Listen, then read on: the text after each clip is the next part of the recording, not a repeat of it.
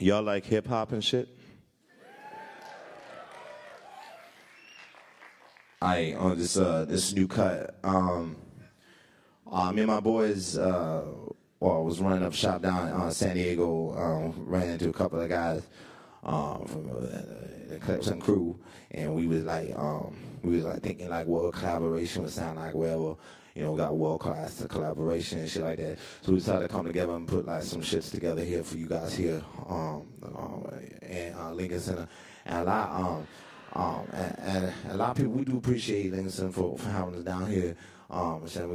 Lincoln Park was a great, amazing band. A lot of really talented guys in there that, you know, they're decent at playing music. And I think, you know, it's a cool world right now. I'm really excited about this time period and shit.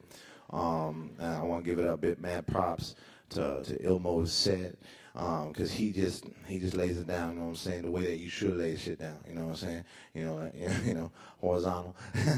But seriously, want to thank all y'all shit, all y'all motherfuckers up there and shit too. Y'all been motherfuckers and do appreciate it. So I want to give it up to my crew. I would like to start with. This is a cover by a really amazing, innovative band from England called Muse. Muse are what's called a shadow band. The band that forms in the shadow of someone that sounds like them before them. And it's important to have shadow bands because essentially your favorite band is just going to run out of music to make. Probably take a hiatus for more than a year, and you really want that kind of music. So you want a shadow band to kind of supplement you along the way to the next release, a la 07, the shadow band for Air. Now,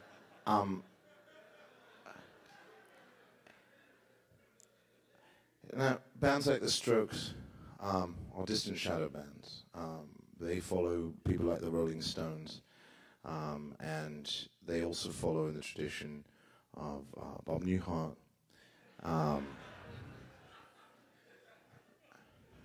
And Bob Seger, so huge rip-off band there. Soundgarden's back together. Soundgarden, one of perhaps the last great rock and roll bands before rock was officially dead. And I think it's important to note, not everybody likes screaming testosterone vocals. That's not a big deal. But when you listen to a screaming testosterone-fueled vocal, you understand that it's a different approach to using the voice for singing. And the skill involved with the time of vocals that you hear, like the Soundgarden, Chris Cornell, are different than the screamo music that you hear where people scream. They're screaming, but they're not screaming with a melody, and that's hard to scream with a melody. So I want to see all your musicians out there in the audience,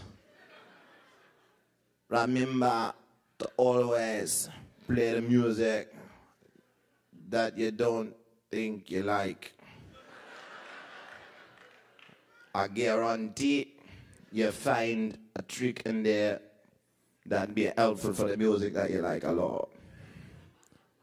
And the thing about that music is all around you, constantly. You know what I'm saying?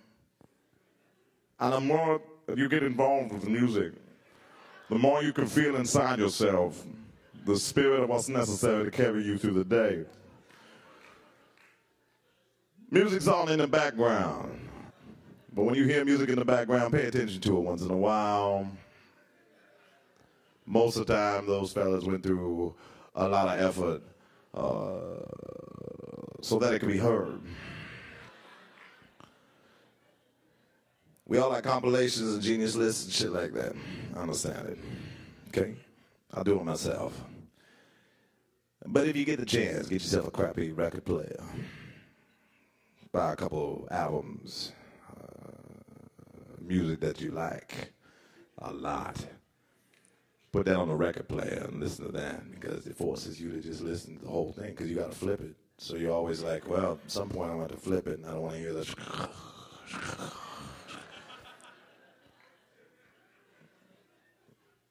So it's a great way to get back into music again. So I want to dedicate this last song. This is a song. It's mainly a song, but it also has some musicality to it. And I want you to pay attention to the chorus and the pre-chorus and the middle 8. I've made it a middle 16 just to fuck you up. Because I don't give a fuck. I don't think I ever have. But no, once I did. I did give a fuck once. And I think what burned me is they never gave it back. I don't give them out anymore, you know what I'm saying? So, anyways, I hope you guys dig. This is a quick history of hip hop, trip hop, gabba, noise, drum and bass, two-step or garage, and ambient music, as coined by Brian Eno in 1977, music for airports. This is all of those musics plus a little bit of bluegrass. You need to have a little bit of bluegrass, because I tell you, there's no such thing as a bluegrass musician that isn't a good musician. I can guarantee you that. You just can't fake that shit. That's what I like about bluegrass. It's like you just can't be like, well, it's kind of like this. It's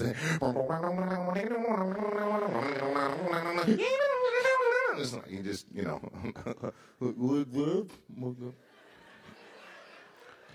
Totally different style.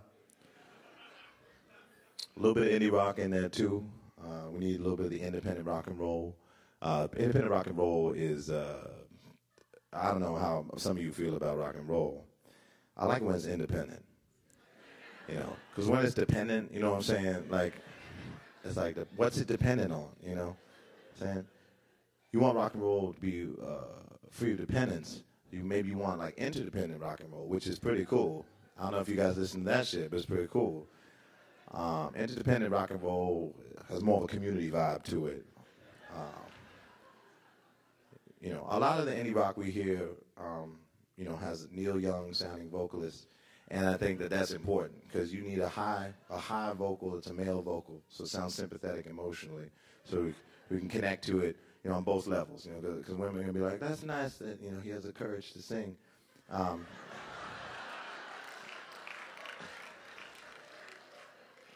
In that register, you know, and the men are like, yeah, that takes a lot of courage. So we need that. We really definitely need that. We don't need any low vocals. You don't need a baritone vocalist. You know what I'm saying? Because it sounds shitty. I mean, you listen to like, I don't know, like Marvin Gaye or something like that. You know, this and that, or you know, like, because that's pretty shitty. You know what I'm saying? Now Michael Jackson, now he sang way up there, but it didn't count because a lot of notes that he hit hadn't even existed before. You know what I'm saying? You know what I'm saying? So that's okay. You know, people in India are like, I've heard 6,000 more notes than you have. You know what I'm saying? Microtonal scale. Okay, all right. Okay, anybody? All right, okay. I'm going to throw in a little bit of Pat Metheny, some fusion for you guys. Brecker Brothers, I'm going to hit you with a little bit of that weather report. Kenny G? No, definitely not Kenny G. If you ever get a chance to read what Pat Metheny had to say about Kenny G, it's very, very, very interesting. Very interesting letter he wrote to him. Musician to musician. So I'm going to do a little bit of that. Joni Mitchell, I'm going to throw in there a little bit of Joni Mitchell. You got to, because she is one of the illest artists of the last century. You know what I'm saying? She really is. Like, seriously, she really is. She's ill. And her band. You remember her band? I don't know if anybody remembers her band, but there's pictures of, what's that? Yeah, that's right, Jaco Pastorius. She had the illest, and Pat Metheny. And I can't remember the name of the drummer, but it was a cat that used to play with Santana. So like it was like an ill super group, and she was like, I'm gonna go from like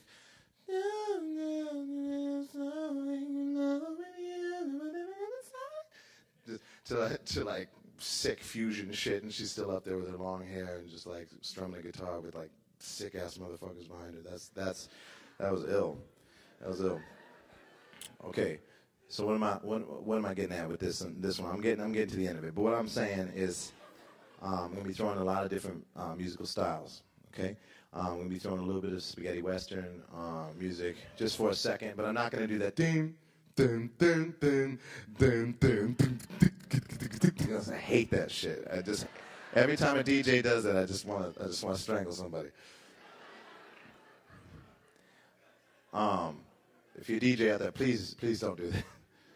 I mean, you can, obviously, but you know what I'm saying.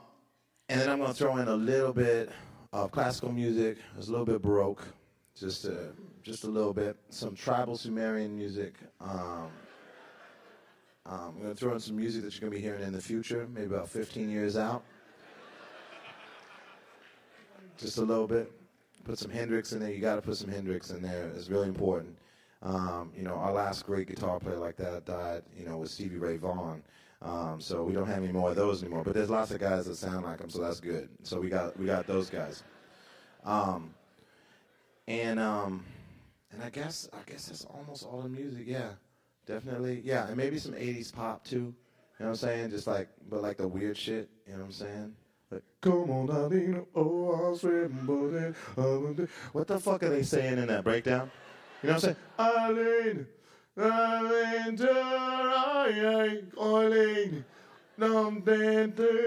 now she's gone away. You know what I'm saying? Like, what are they saying? Like, come on, Eileen, do rye. Wrapped up like a douche in the rotor of the night.